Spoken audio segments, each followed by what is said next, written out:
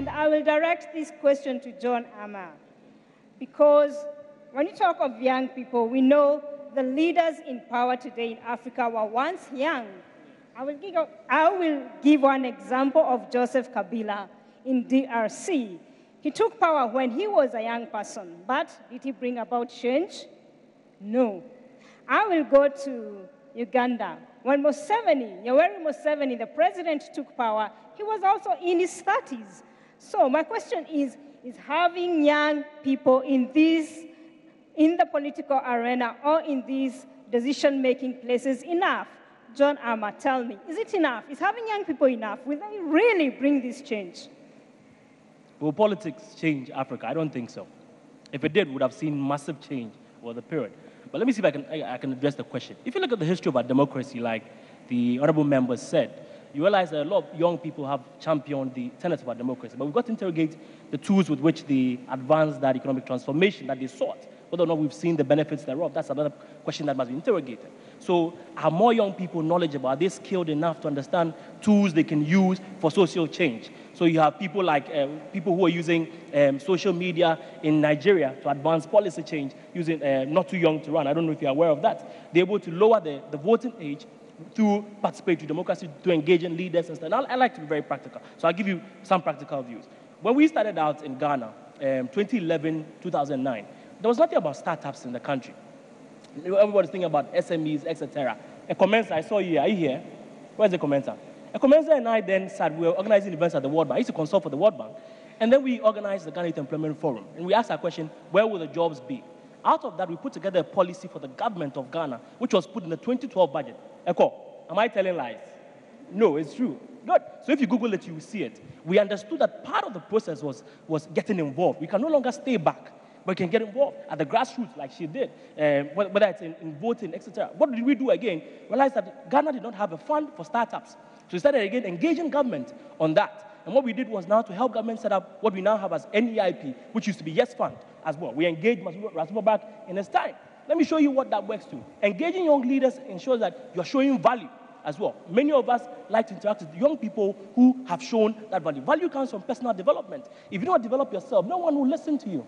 If you don't develop yourself, no one will give you an opportunity. And so young people must now begin to ask ourselves, what skills do we have that can help cause that change? I'll give you an example. This young man here just won the Deputy National Youth Organizer of a party no less than the NDC. Ask him how he did it. He got involved. So if we say that we're going to stay back and let the politicians lead, I'm sorry. We need to get involved. I'll give you more example. In the currency that I said about trust and advancing it to change, it surprised you to know that this man is also a client of mine, Akable. And it's amazing. I know a lot of people here who've done that. The future of our continent lies in young people getting access to skills, access to knowledge, advancing that, understanding the tools for which they can cause social change, not leaving the political class to rule us and to tell us what to do, but to engage in it, whether it's through policy action, whether it's through and signing up petitions here and there, whether it's en masse demonstrating, etc.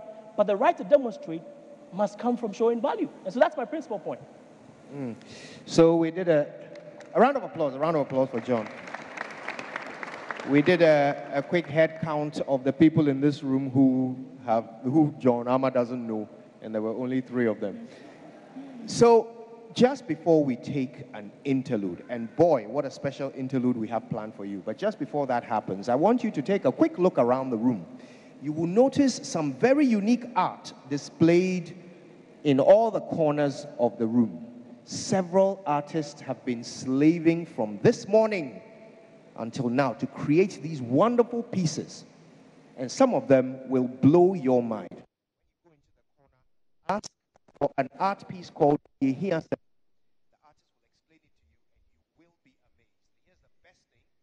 The best thing is that any of these pieces of art that tells a story, you can take home with you today. So please, indulge yourself, pick up a piece of art on your way home. But first, a quick round of applause for our artists. Now, it would appear we've heard from everybody on politics except Derek Dean. We'll take a quick one from you, and then we'll have our very special musical interlude. Right. So, what are our thoughts on politics?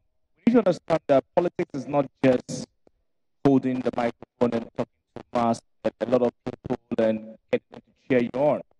There are different levels of politics. And I believe that the young people, or we, the 77%, should start playing a role from the grassroots. We start getting involved. But the key thing is that politics should not be toxic, because if politics is toxic, you won't even get me at the hard people to maybe the stage. A lot of young people don't want to get into politics because the environment is toxic, and it's not only in Ghana, it's global. Where there's a turf war of ideology. People are fighting with all their lives to maintain specific ideologies. In other parts of the world, like Ghana, so the politics about wealth, right? So we need to make the political environment very safe, very, serene for people to play in. I know that politics is a tough game, but that is one part when it comes to politics. Now, when it comes to politics, then you are talking about media. We have a lot of the 77% controlling the media airwaves every morning. The key question we have to ask ourselves is, are the 77% media guys representing the interest of the 77%? Because they dictate the political narrative every morning. They actually wake up and determine what they're going to talk about. They have so much power in their hands. What are they talking about? Are they commercializing your interest, the interest of the 77%? And these are the questions we need to ask ourselves. So the media guys who are in the 77%, they have to now start the conversations that will push the youth development agenda, that will drive us to change the policy environment, because things will change when we have the right conversations. And for me, I believe that that is where we look at it from. Let's do it louder for our panel. They've been fantastic. Now, we are going right to our second musical conversation that is between Akabli and Stephen Wood, both on the strings. Welcome and a lot of praise.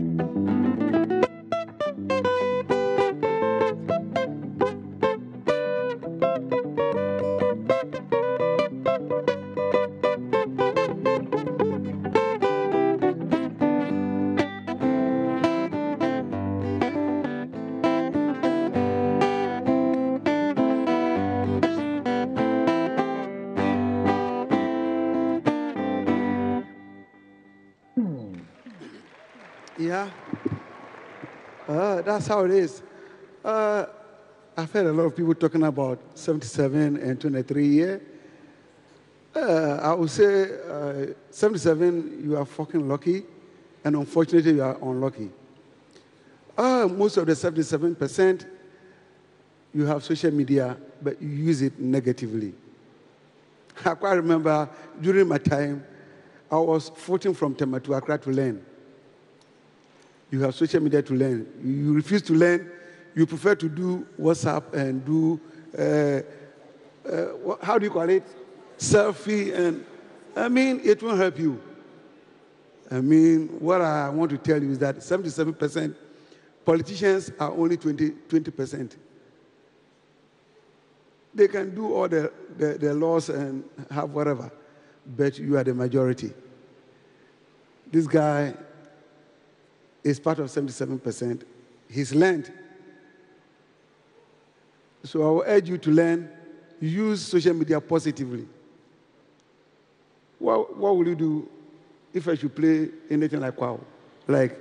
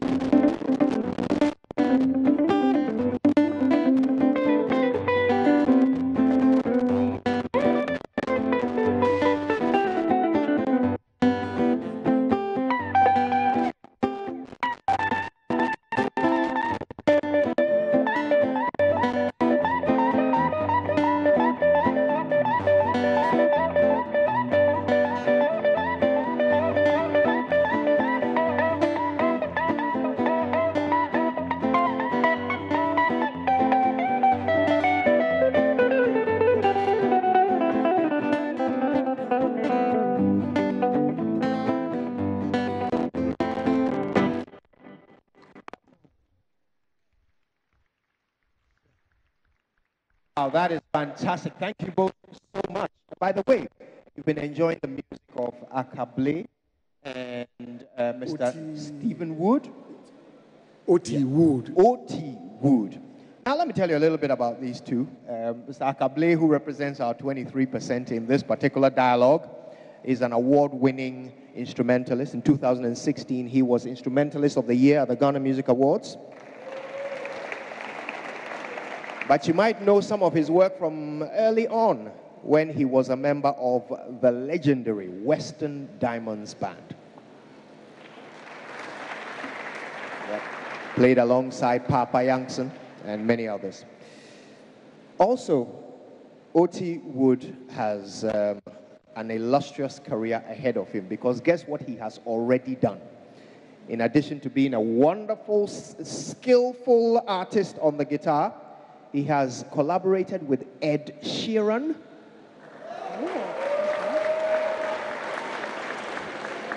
And performed on some of the biggest stages in Europe. And he's only just begun. A round of applause for our two strings performers. Right, now we're going to take a few questions now. We want to get interactive. We want to hear from you, our live audience, and see what questions you have. So we want 5 questions to begin with. If you'd like to ask a question, wherever you're sitting, put your hand up and somebody will come to you. 5 questions to get us started.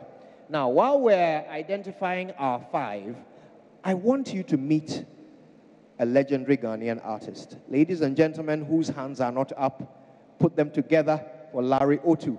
Larry, please come up. Mr. Larry Otu. Ah, here he is. See? Mr. Larry Otu. Legendary artist and under 35. Mr. Otu has an illustrious career. His work can be found in many parts of the world. But tonight, as you look around you, I want you to see how those like Larry Otu have inspired the next generation of artists to do amazing work and tell amazing visual stories. This is a visual story. And I'm still trying to work out what it means. By the end of tonight, I have a feeling I'll be able to translate. All right. We have 5 people. Do we have 5 people? Excellent. Now, there's a microphone there. Good. You're all lined up in front of it. So let's hear your name. Let's hear your question. And your question cannot last longer than 30 seconds. Otherwise, we'll switch off the mic. All right? Okay. Thank you very much, Kojo. My question goes to you, Patrick. You made a point about when we vote, we are endorsing the system. My question then is this. Now, over the years, we've seen familiar cases on our ballot boxes. These are very old faces. Okay? So, if we are voting to endorse a system, the opposite of it is not to vote. But how about encouraging more young people to take a shot at the presidential slot, or fighting for a review of the constitutional provision that stipulates that you should be 40 years and over to be president? How about that? Thank you. Thank you. What's your name before you go? Ashtiama. Thank you. Thank you for your question. Who's next? My name is Abdul Karim Ibrahim. Would it not appear that the panel that we have here today is seemingly representative of the exact dichotomy that exists between the 77 and the 23? Because on here, it would appear that these are the elites of the 77. And the impression that I get from those entrepreneurs who think that, well, you need to break out of the system and do things on your own. In a country where we have unemployment at a very high rate, crime going on, poverty almost all over, do you not think that the most sustainable way of addressing the problems that we have is the one that focuses on the system, even though people can, on their own, do very ingenious stuff and all that? So I guess the focus ought to be there, because clearly this panel represents the exact problem that we have, because they are talking elitist mentality. Maybe save Patrick Stevenson.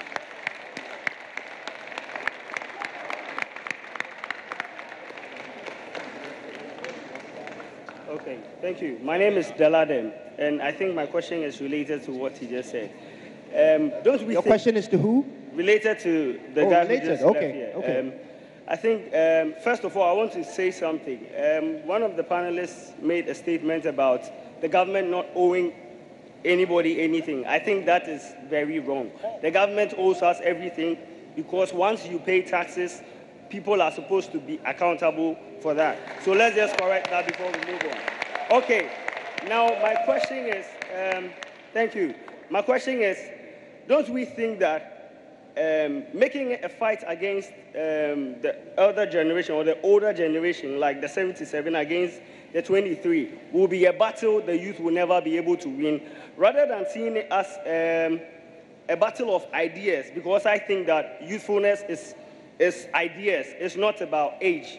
Because if a youth is 23 or is 15 years and has very poisonous ideas, the fact that he's a youth doesn't mean that whatever he brings on board should be taken. Thank you. So there has to be a collectivism between ideas from the older generation. Thank you. What do you think of that too? Yeah, let's keep our questions brief, but just to clarify, this is a dialogue, it's not a battle.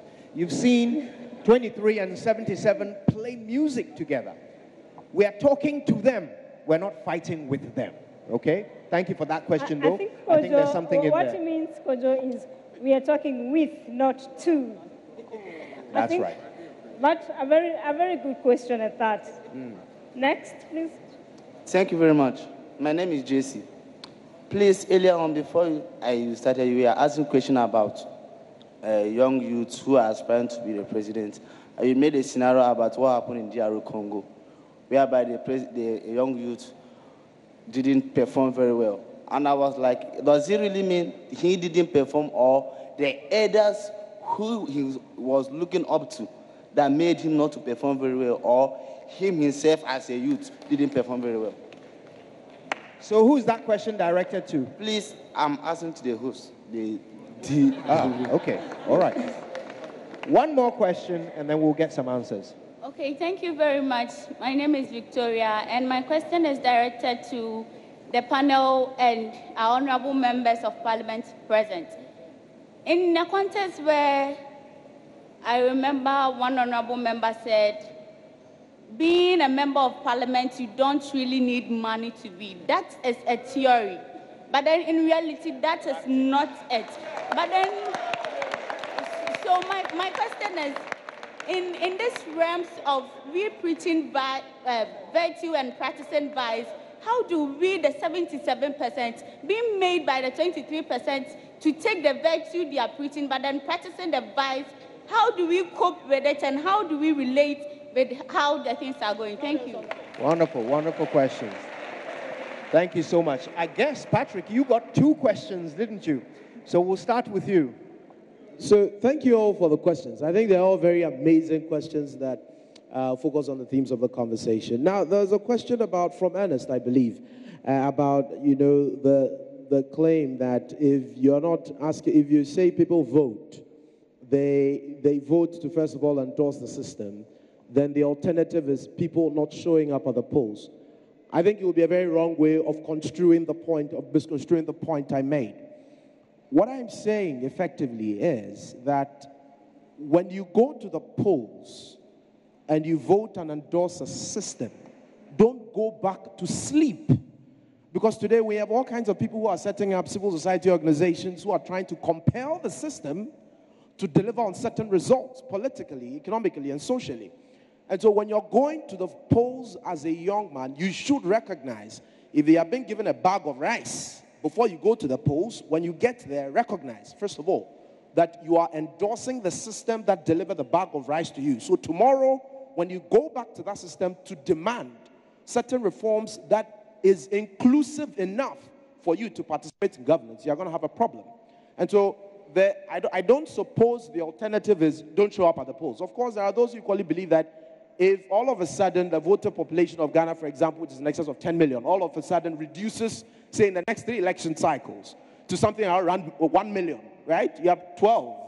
All of a sudden, 1 million people are showing up at the polls. Immediately, young people begin to think creatively about the system by which they are governed. However, that's not what I'm proposing. I'm saying that in the delivery of public goods and services, and I'm excited that you touched on that, in the delivery of public goods and services, your responsibility to the state is not because you voted. It is because you pay taxes to the state. And so once you pay taxes to the state, you expect those deliveries. So even if I don't show up at the polls and you take taxes from me, I can still demand certain reforms on how the taxes are utilized. However, that is not my proposition. participate, find ways of participating even at the local level. Today, we're talking things like participatory governance. However, we have our politicians who sit at the center and decide what we do, almost in our bedrooms at home. How are we leveraging social media, for example, to collect ideas that then prioritize projects at the local level, help the local councils understand the volume of revenues that they can generate? So politicians don't sit at the center of government and determine what happens and always talk about decentralization, and it doesn't work. So I'm not saying don't show up, even though if you don't show up over 3-4 election cycles, interesting things could happen as far as governance in Africa is concerned. And nobody should downplay the power of young people. I had another comment, a question like that, you know, we're having a conversation, 77 of young people speaking to older people, and so by the way the systems are currently structured, we are not going to be heard. Right. Never downplay it. If young people decide that this system does not work for us, politicians want incentives. If you give them the incentive, they will respond. That's all I can say. Thank you. Okay. Now, there was a question directed at. Go ahead, Dorita. Okay, so I'm very happy about the question about the government not owing anything, because I feel like I have the opportunity to explain. It's about the mentality. If all you think about is government owes me, and then you are not getting up to work, you are not doing what you need to do, that is what I'm talking about. Of course, we pay taxes. We expect them to do certain things for us, and we hold them accountable. But don't hold yourself back. That's the point I'm trying to make. Don't hold yourself back in waiting for the government to do something for you. Because even if you are in a system where you have the government doing a lot of things for you and you have, the systems are working, there are people within that system that are not thriving. So this is a personal thing. I'm not saying the government doesn't owe us. We pay taxes, so they do. But it's about our mentality. Don't sit back and wait for the government.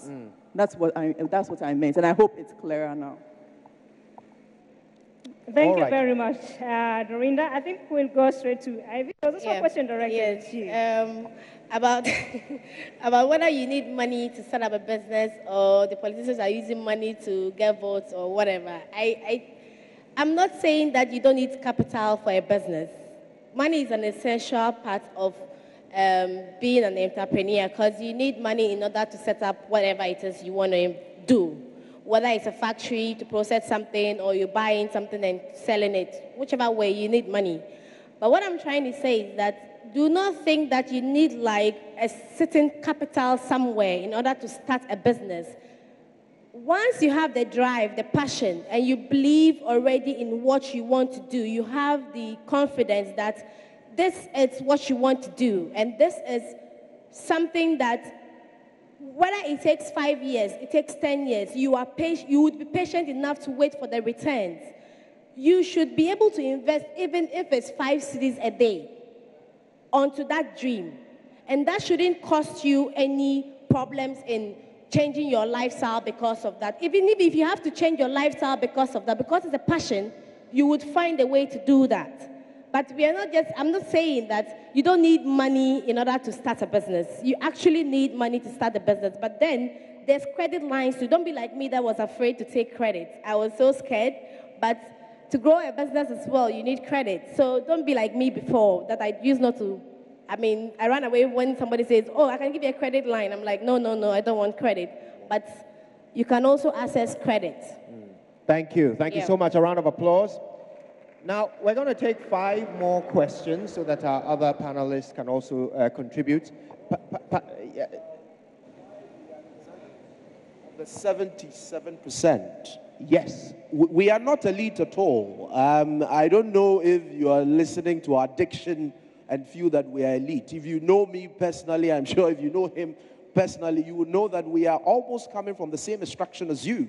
I attended public schools, some of the most deplorable public schools in the country, lost parents before. So we're not completely different from you. Maybe you are looking at the final product. Some of us are still work in progress. You're just looking at that and drawing those conclusions. So let's not put those labels at the moment. Thank you, Patrick. Thank you. Now, before we take our next 5, something for us to think about, perhaps a question. Okay? Somebody asked that government owes us because we pay taxes, right? I want to ask, what does government owe us? Yes, government owes us accountability and infrastructure and an enabling environment, but does government owe us a job? Let's think about that. Let's take 5 more questions. Again, your name and then your question. 30 seconds, please. I'm Madia, and I want to know how to combine entrepreneurship and education. You know, sometimes when you start businesses when you are in school, you literally stop going for school because you're seeing money and everything. So, like, I want to know, what if I start seeing money? How will I combine school with money? That's what I want to know. My name is Michael Swam. I'm a graphic designer. I'm an entrepreneur. I guess I'm a brand specialist, actually, from the University of Ghana. My question is, it's directed towards Stevenson. Stevenson, you're one of my heroes. Like, I've been watching you from ever since I saw your Good Evening Ghana.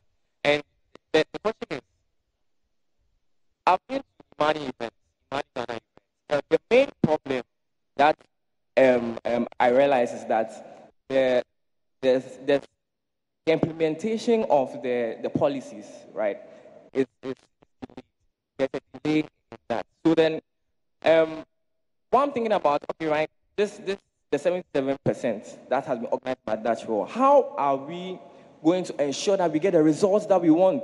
Because I don't believe this is just a setup for us to just come and share our thoughts. Come on, everyone, conversations have been happening. I've been a part of a lot of programs like this, where we have conversations like this, but nothing happens, nothing changes. So how are we going to ensure that this causes the change that is supposed to make in the country? Because that is actually what we want. We want the change. Thank you. Great. So Thank you. so that's Thank basically you. it. Thank you very much. Thank you. Please keep your questions brief so that you also have enough time to hear from the panelists. Next, please. My name is Fatai Rashid. I'm a loved child of Ghana. We have so much resources in our country. We have oil, we have gold, we have manpower. Why are we poor? We march from the north to come with the president for a job that pays 700 Ghana cedis a month. Where is the rent? Where is the transportation? Where is everything?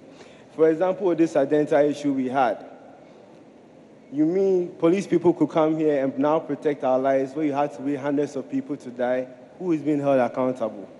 I don't hear anything about accountability in this country. I've never heard of a big man going to jail before in this country. Now, we will talk and talk and talk, and now when we leave here, what platform are the youth really on? This will air today, a few viewers, and that's it. What is the true voice of the youth? Where is the real issues on matters like free ports, where you can have economic independence established for each and every Ghanaian? Ghanaian doesn't even have the time to come and demonstrate because he or she is thinking about the food he or she is eating today, not to go and protest. So who is your question directed to? My question is directed to you, the panel, and ask Ghanaians, the real 77. All right. Where is the platform that when we leave today, our voices on real issues in this country will be heard? Thank you. Right, okay.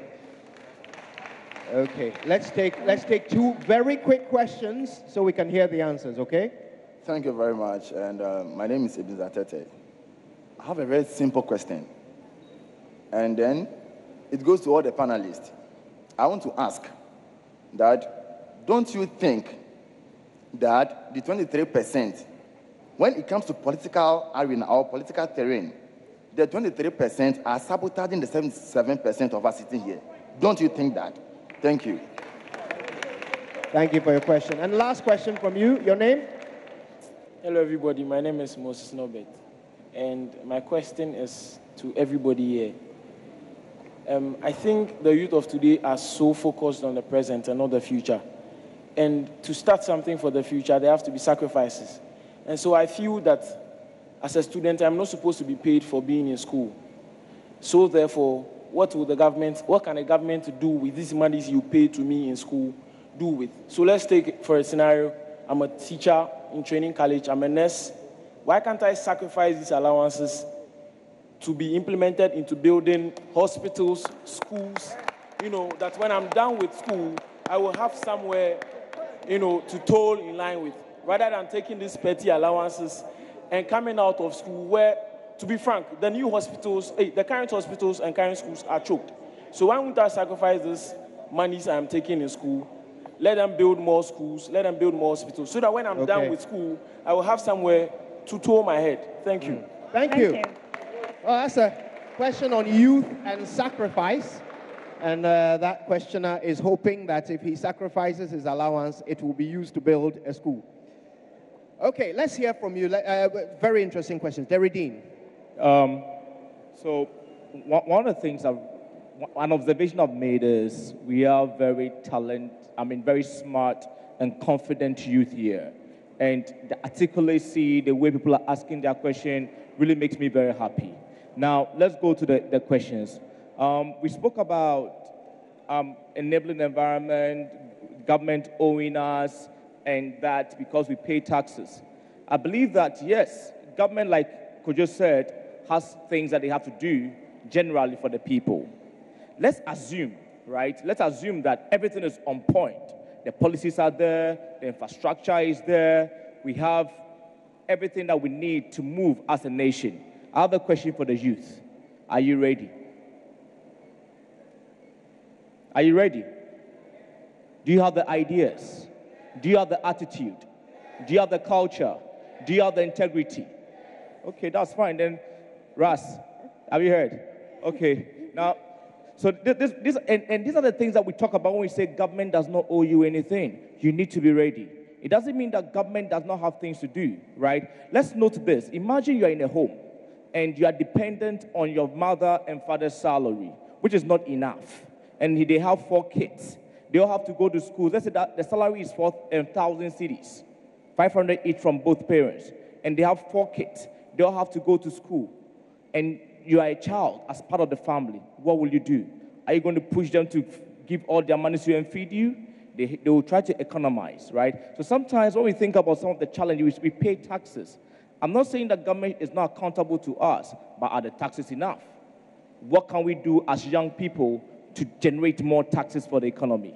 What can we do with our ideas? And this, for me, is how the narrative should go. We need to ask the deep questions. We shouldn't have conversations that pleases us. Sometimes when we sit here, we want to hear what we want to hear.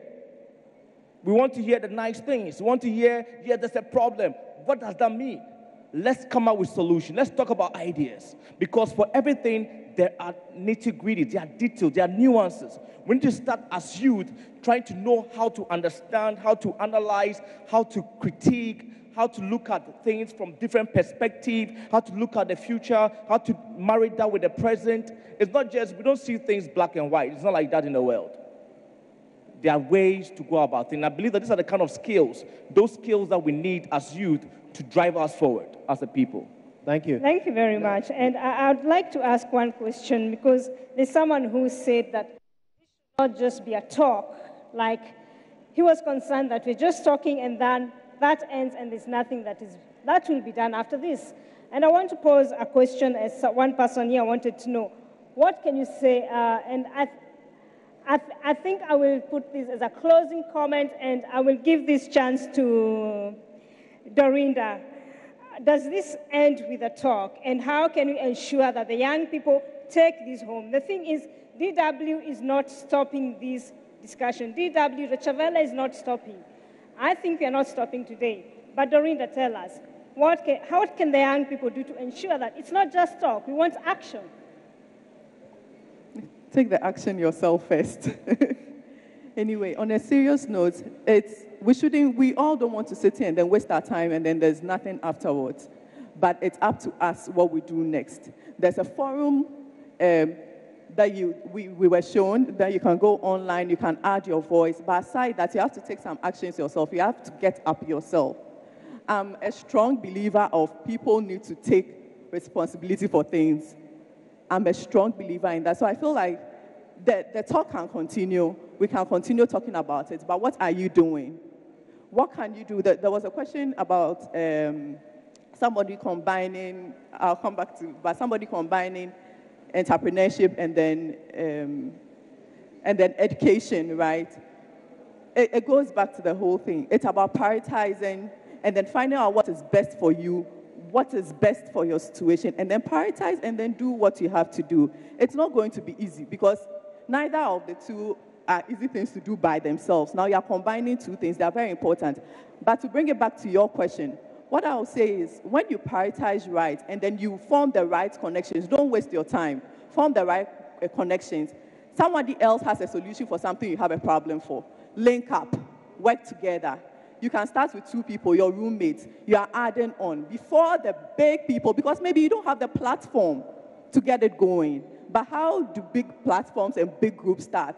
Small groups. So wherever you are, your small corner, start and let's get going. Thank you. We have 2 questions unanswered. Let's give them to John and Patrick, and then we'll hear final remarks from Ivy. So here are the 2 questions. John, this is yours. Youth and sacrifice. The last question there was asking whether the youth should sacrifice more so that we can see more development around us. And then the final question to you, Patrick, that was about whether or not the 23% are cheating the 77% in the political realm. John. Well, again, thanks for the opportunity. I think we should have had more questions and interacted more with the audience to hear from them.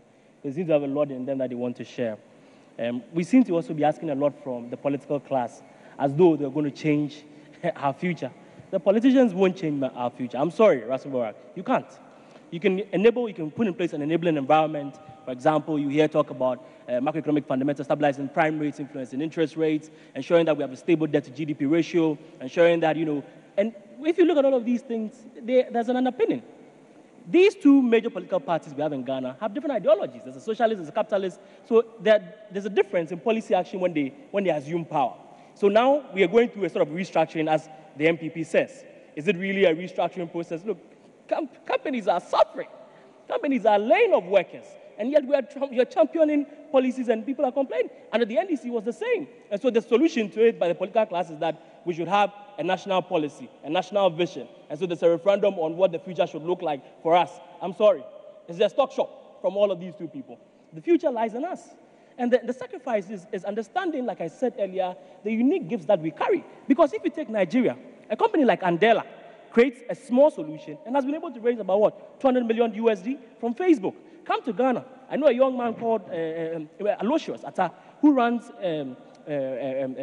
Farmerline. He's been able to raise about 600,000 USD from this economy. I know who else? There's Agro Center by Francis Obirikon, who's been able to raise, again, another over $200,000. You can create small change from where you are. So look within, look at your environment, and find out what the problems are, and find ways around them. About sacrifice, really, look, nothing good comes easy. A lot of young people are living fake lives, and we are posing and we are pretending to be things that we are not, when the future demands the real things. Go back to the basics. Go back to understanding who you are. Go back to understanding how you can give back to society. And you can only give back by sacrificing. So, look, for all of you out here, nothing good comes easy. It's time to put in the hard work. Government will not give you $200,000 next year. Even NEIP has not been able to give the people the amount they promised them. So please, go back, learn the basics of giving back, learn the basics of sacrifice, and we've all made those sacrifices. You asked a question about whether all of us are elitists. I'm sorry. My mom and dad were in a single room. A single room. That's where we started from. Till today, you have people who insult you because you're a young person and question your capacity as to whether you can deliver or not. But look, if you continue to listen to the negatives, do you think we'll be where we are today? And we are not where we want to be.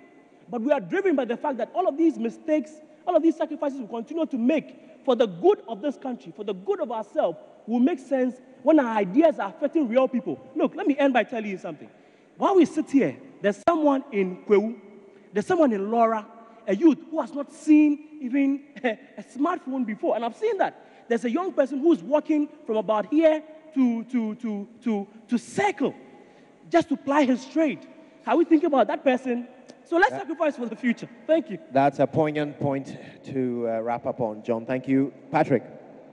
The question about whether the 23%, are sabotaging the 77 or are suppressing the interest of the 77. I think it's a question about inclusivity, which means I'm not going to narrow my, final remarks to the Ghanaian context. I mean, this is across Africa. And when I say inclusivity, you simply can't assume that it is the deliberate intent of the 23% to suppress you. It is the systems and structures of governance for organizing society's resources for the deployment or, provision of public goods and services. That's what it is. Because the way Parliament is structured today, the way the executive in Ghana is structured, the way, some of the governments you have across Africa are structured, I can guarantee you that if we put the members, if we make 100% members from the 77, there's a possibility you are not going to see any significant change that you see today. Why? It is the systems of governance that are not inclusive. That is the problem. I'm sure you can look at that 77-23 and further split it up and have conversation around whether women are adequately represented, whether persons with disability are equally represented. All of these are things that we need to be thinking around. And so for me, I think the problem will be the extent to which the systems of governance for the provision of public goods and services are sensitive to the diverse groups that we have across the country. And if you paid attention to the examples you saw before from, Kojo, your co-host there, she talked about some countries where the leaders who came to power were very young. Well, they have been young before. What systems of governance did you have that supported transitional power that at a point they had to leave? What systems of governance did you have that suggested that when you're formulating a policy for the future, right, it should be the young people having that conversation and not 60-year-olds? I'm afraid we're talking open governance today. Any government who 20 years ago would have thought that open governance would be a conversation today would have been a joke. Why? Today, governments are soliciting policy ideas from citizens of social media. Well, guess what? Social media didn't exist 20, 30 years ago. So my point is, the systems for provision of public goods and services, for reorganizing what society looks like, these systems are structured such that always a few people are going to be dictating and benefiting from the largesse of the state. If we don't get to the point where these systems are inclusive enough, I'm afraid you may have a bunch of us go and sit in parliament and we still will make decisions that are not inclusive, that will not consider your views as a young person. You are assuming now that because you are young and I am young, when I get there, I am going to champion your interest. But where is the framework that suggests that I must be as inclusive as possible? Finally, we keep saying that the young people, we have certain values of, entitlements, etc. Who gave us these values, Kojo? Who did? Who did? You have a generation that is phasing out, that is blaming us for having a sense of entitlement. Where was I socialized? Was I socialized in space? No. I was socialized in this country. I was socialized on the African continent. So if I have a sense of entitlement, maybe because the system of governance is not inclusive enough, because we don't get to the point where we compromise. I had a young man who gave an example of sacrificing his allowances, etc.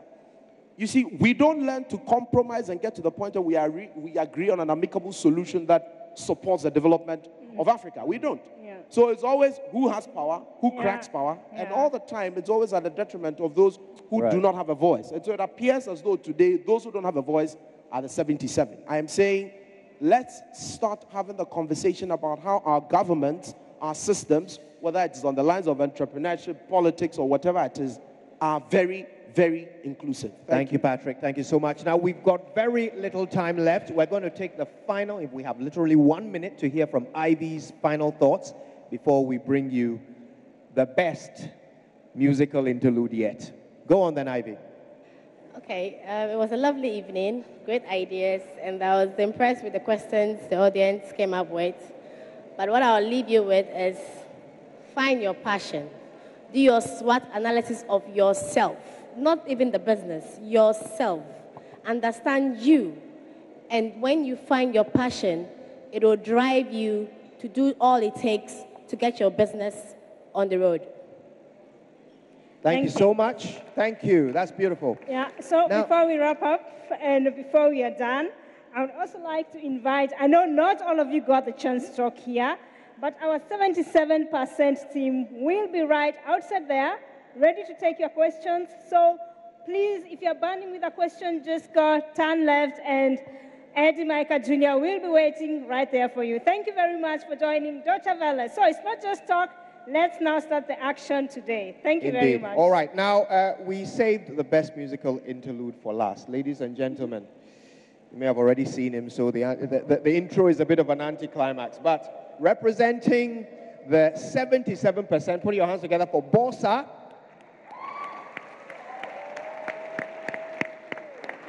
And I can't believe I'm standing 5 meters away from him, representing the 23, Jedouble Ambole.